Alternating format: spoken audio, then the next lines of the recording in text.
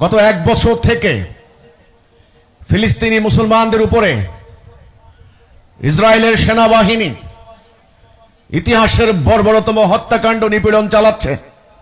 যেই কোনো পরিসংখ্যানের হিসাব দেখবেন, গত এক বছরে তারা প্রায় ৮০,০০০ মুসলমানকে হত্যা করেছে, এর মধ্যে ৪০,০০০ নারী এবং শিশু।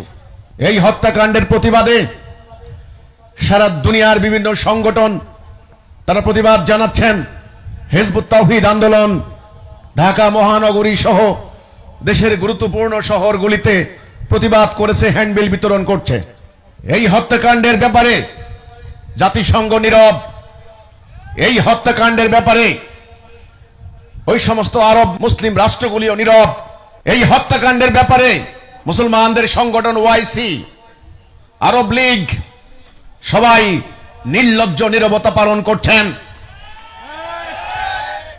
আমরা বলতে চাই, বাংলাদেশে যদি কোনো বিচার বহির্ভূত হত্যাকাণ্ড ঘটে, আমাদের সেনাবাহিনী অথবা র্যাব অথবা পুলিশ, তখন আমেরিকার কর্মকর্তা, জাতিসংঘের কর্মকর্তারা উড়ে এসে বলেন আপনাদের মানবাধিকার লঙ্ঘন হচ্ছে। আমাদের এখানে রাজনৈতিক দলগুলি যখন গণতান্ত্রিক আচরণ না করে, তখন তারা বলে এখানে গণতন্ত্র নাই, এখানে মানবাধিকার লঙ্ঘন হচ্ছে। কিন্তু আপনাদের সামনে এই যে ফিলিস্তিনের নির্দোষ মানুষগুলির উপরে ইতিহাসের বর্বরতম হত্যাকাণ্ড হচ্ছে, কোথায় গণতন্ত্র, কোথায় মানবাধিকার? এগুলি ভাওতাবাজি, এগুলি ভণ্ডামি। আসলে দুনিয়াতে মানবাধিকার বলতে এখন কিছুই নাই। আমার বাড়ির পাশের মিয়ানমারের 10 লক্ষ মুসলমানকে মেরে পিটিয়ে কেটে তাদেরকে উদ্বাস্তু করে দিয়েছে। তারা এখন আমাদের বাংলাদেশে উদ্বাস্তু। এই উদ্বাস্তু শিবিরে জাতিসংঘের মহাসচিব এসে তিনি ত্রাণ বিতরণ করছেন। $6 সংসার চলে কিনা, $3 সংসার চলে, এটা নিজের চোখে দেখার জন্য তিনি এসেছেন। আমরা বলেছি জাতিসংঘ মহাসচিবের উদ্দেশ্য মিয়ানমারের মুসলমানদের ত্রাণ দেওয়া নয়, মিয়ানমারের মুসলমানদের প্রত্যাবর্তন নয়।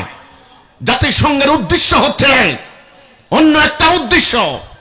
জাতিসংঘের মহাসচিব বলেছেন বাংলাদেশকে মিয়ানমারের মানবিক সহায়তা করার জন্য করিডোর দিতে হবে। এখন এটার নাম তারা দিচ্ছেন হিউম্যানিটেরিয়ান প্যাসেজ, মানবিক করিডোর। মানবিক করিডোর আমরা দিব কেন? আপনাদের আর কোনো করিডোর নাই। আমি সরকারকে বলতে চাই, আপনারা ইন্টারিম গভর্নমেন্ট, বাংলাদেশের একটা রাজনৈতিক পট পরিবর্তনের প্রেক্ষাপটে আপনারা ক্ষমতাসীন হয়েছেন, কিন্তু এদেশের মানুষের সম্মতি না নিয়ে, এদেশের মানুষের আশা আকাঙ্ক্ষার বিপরীতে গিয়ে যদি আপনারা ইঙ্গো মার্কিন চক্রান্তে বলি পা দেন, এই জাতি আপনাদেরকে ছাড়বে না। আপনারা মুসলমানদের প্রত্যাবর্তন নিয়ে কোনো কথা বলেন না। মানবিক সাহায্য কাকে দিবেন? কারা মানবিক সাহায্য পাবে? সেখানে কয়টা মুসলমান আছে? এই মানবিক সাহায্য মিয়ানমারের মুসলমানরা, আজকে 10 লক্ষ মুসলমান, তাদের লক্ষ লক্ষ তরুণ মাদক সন্ত্রাসে পা বাড়িয়েছে। তাদের হাজার হাজার নারী, কিশোরী, যুবতী, তারা আজকে ট্রাফিকিং এর শিকার হয়েছে, অর্থাৎ চোরা কারবারিদের খপ্পরে পড়েছে। আজকে তাদের বাড়ি নাই, ঘর নাই। আমরা হিজবুত তাওহীদ বলেছি মিয়ানমারের জনগণের অধিকার রয়েছে তাদের বাড়িতে বসবাস করার, এটা তাদের ন্যায়সঙ্গত অধিকার। তাদের জাতিসংঘের খাবারের প্যাকেট দরকার নাই। আপনারা কি মনে করেন মিয়ানমারের জনগণকে স্বদেশে ফেরত যেতে হবে? হাজার হাজার মানুষ আজকে বাংলাদেশ থেকে আমরা এই বার্তা দিচ্ছি, জাতিসংঘ আপনারা মিয়ানমারের মুসলমানদেরকে প্যাকেট দেওয়ার দরকার নাই। আমি মিয়ানমারের মুসলমানদেরকে বলতে চাই, আপনাদের বাড়ি ঘর, আপনাদের হালের বলদ, আপনাদের এক টুকরো জমি, আপনাদের একটা কুড়ে ঘর, সেটা বাঁশের ঘর হোক, এটা আপনাদের জন্য সম্মানের, ইজ্জতের। আপনারা কি জাতিসংঘের প্যাকেট চান? মুসলমানদেরকে আমি বলতে চাই, মিয়ানমারে আপনারা ফেরত যান। আপনাদের বাড়িঘর ফিরে পাওয়ার জন্য যা দরকার আপনারা তাই করেন। এটা আপনাদের ন্যায়সঙ্গত অধিকার, এটা আপনাদের মানবাধিকার। আমি মুসলমানদেরকে বলতে চাই, মিয়ানমারের মুসলমানকে, আপনারা কোরআনের অনুসারী, আপনারা আখিরি নবীর উম্মত, আপনারা লক্ষ লক্ষ মুসলমান, আপনারা মিয়ানমার থেকে পালিয়ে এসেছেন কার ভয়ে? অথচ মাত্র 10 থেকে 15,000 আরাকান আর্মি, তারা বৌদ্ধ ধর্মের অনুসারী। আমি কোন ধর্মের বিরুদ্ধে কথা বলি না, আমি সাম্প্রদায়িকতার বিরুদ্ধে, আমি যে কোনো অন্যায়ের বিরুদ্ধে। আমি যুক্তির খাতিরে বলতে চাই, তারা বৌদ্ধ ধর্মের অনুসারী, তারা যদি সামরিক অভিযান করে পুরো মিয়ানমারকে দখল করতে পারে, আপনারা লক্ষ লক্ষ মুসলমান আজকে আপনারা উদ্বাস্তু হয়েছেন কেন? আমি জাতিসংঘকে আহ্বান করব, যদি পারেন মিয়ানমারের মুসলমানদেরকে মানবিক সহায়তা করেন। সবচাইতে বড় মানবাধিকার হবে তাদের বাড়ি ঘরে ফেরত যাওয়ার নিশ্চয়তা করা। কাশ্মীরে পেহেলগাম নামক জায়গায় হামলা হয়েছে। কাশ্মীরের এই সংকট আজকের নয়। ব্রিটিশ সাম্রাজ্যবাদীরা যখন এই দেশটাকে টুকরা টুকরা করে দিয়ে ব্রিটিশে পালিয়ে যায়, তখন থেকে তারা কাশ্মীরে একটা অগ্নিগর্ভ অবস্থা সৃষ্টি করে দিয়েছে। আপনারা জানেন, কাশ্মীরের মুসলমানরা সেই 48 সাল থেকে নিপীড়িত, নির্যাতিত। কাশ্মীরের হাজার হাজার মুসলমানকে হত্যা করা হয়েছে। দুনিয়ার মানবাধিকার সংগঠন নীরব। পুষ্করা নামক একটা গ্রামে 91 সালে সেখানে ভারতের সেনাবাহিনী প্রবেশ করে শত শত নারীকে বেজ্জত করেছে। সেই নারীদের মধ্যে প্রেগনেন্ট নারীও ছিলেন, 80 বছরের বৃদ্ধাও ছিলেন, 12 বছরের কিশোরী বাচ্চা মেয়েও ছিল। আজ পর্যন্ত সেই ধর্ষণ কাণ্ড, সেই অত্যাচারের কোনো বিচার হয় নাই। এখন এই কাশ্মীর একটা মৃত্যু উপত্যকা। এই কাশ্মীরে গত কয়েকদিন আগে একটা সন্ত্রাসী হামলা হয়েছে। আমরা হিজবুত তাওহীদ আন্দোলন যেই কোন সন্ত্রাসের বিরুদ্ধে, আমরা উগ্রবাদের বিরুদ্ধে, আমরা সাম্রাজ্যবাদের বিরুদ্ধে এই হামলার নিন্দা আমরা সঙ্গে সঙ্গে করেছি।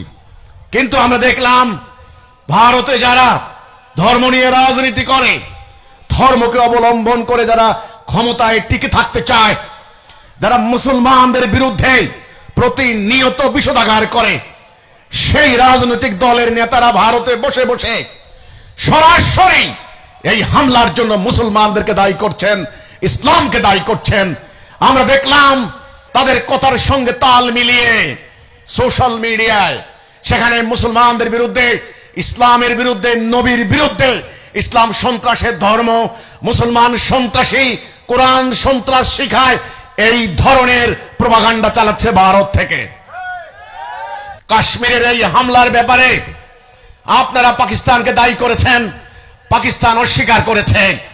আপনাদের এই রাজনীতির খেলা, পাকিস্তানও ধর্ম নিয়ে রাজনীতি করে, কিন্তু আল্লাহ রাসূলের ইসলাম সেখানে প্রতিষ্ঠা হয় নাই। ভারত, আপনারাও হিন্দুত্ববাদ নিয়ে রাজনীতি করেন। এই রাজনীতির বলি আপনারা ইসলামকে টার্গেট করবেন না। আপনারা এই ধরনের সন্ত্রাসী হামলা ভারতবর্ষে নতুন নয়। এগুলি নিপীড়িত, নির্যাতিত জনগণ তারা যখন রুখে দাঁড়ায় তখন এটাকে বলবেন সন্ত্রাসী হামলা। আমি আবার বলছি, যেই কোন সন্ত্রাসী পথচারী পর্যটকবাহী গাড়িতে নির্দোষ নিরপরাধ কোন মানুষকে, যারা সিভিলিয়ান, যারা যুদ্ধ সংশ্লিষ্ট নয়, তাদেরকে হত্যা করা ইসলাম কোনদিন বৈধতা দেয় না। কিন্তু এটাকে অবলম্বন করে ইসলামকে টার্গেট করে কথা বলবেন, মুসলমানকে আক্রমণ করে কথা বলবেন, সেটা আমরা সহ্য করব না। কারণ আমার ইসলাম হক, আমার রাসূল হক, আমার আল্লাহ হক, আমার কোরআন হক, আমার রাসূল পাক সাল্লাল্লাহু আলাইহি সাল্লামের জীবনী, পবিত্র জীবনী, সেখানে কোনো সন্ত্রাসবাদের জায়গা নেই। রাসূল যুদ্ধ করেছেন, অন্যায়ের বিরুদ্ধে যুদ্ধ, মানবাধিকার প্রতিষ্ঠার লড়াই, কিন্তু কোনো ফিতনা সৃষ্টি করেননি। নির্দোষ নিরপরাধ মানুষকে হত্যা করার লাইসেন্স রাসূলের জীবনীতে নাই, কোরআনে নাই। ইসলাম কোনোদিন সন্ত্রাসবাদের শিক্ষা দেয় না। কিন্তু আমরা জানি সাম্রাজ্যবাদী অস্ত্র ব্যবসায়ী রাষ্ট্রগুলি সারা দুনিয়াময় এই জঙ্গিবাদ সন্ত্রাসবাদের তারা জন্ম দিয়েছে। আফগানিস্তানে রাশিয়ার সেনাবাহিনী যখন দখল করলো, আফগানিস্তানের জনগণ প্রতিরোধ রচনা করলো, বিশ্ব মিডিয়া প্রচার চালালো এরা জঙ্গি। কিন্তু আফগানিস্তানের নির্দোষ মানুষের উপরে রাশিয়ার কমিউনিস্ট বাহিনী হামলা করলো, ওদেরকে আর জঙ্গি বলা হয় নাই। 48 সালে মুসলমানদের বাড়ি ঘর ফিলিস্তিন, আজকে আমরা বলি প্যালেস্টাইন, এই ফিলিস্তিনি মুসলমানদের উপরে তাদের জবরদখল করে ইউরোপ থেকে ইহুদিদেরকে এনে পুনর্বাসিত করলো। সেই ফিলিস্তিনের নির্দোষ নিরপরাধ মানুষ বাড়িঘর রক্ষার জন্য ট্যাঙ্কের সামনে গুলতি নিক্ষেপ করছে, তখন দুনিয়াময় প্রচার চালিয়েছে ফিলিস্তিনি মুসলমানরা জঙ্গি। আমরা জানি বিশ্ব মিডিয়া তাদের, আমরা জানি এখন তারা বিশ্বের সুপার পাওয়ার, আমরা জানি বিশ্বের অধিকাংশ সম্পদ এখন তাদের দখলে। তারা যা বলে দুনিয়ার মানুষ এখন তাই বিশ্বাস করে। সুতরাং উগ্রবাদ, সন্ত্রাসবাদ, সাম্প্রদায়িকতার জন্ম ইসলাম থেকে হয় নাই। লড়তে হবে একসাথে উগ্রবাদের বিরুদ্ধে, লড়তে হবে একসাথে।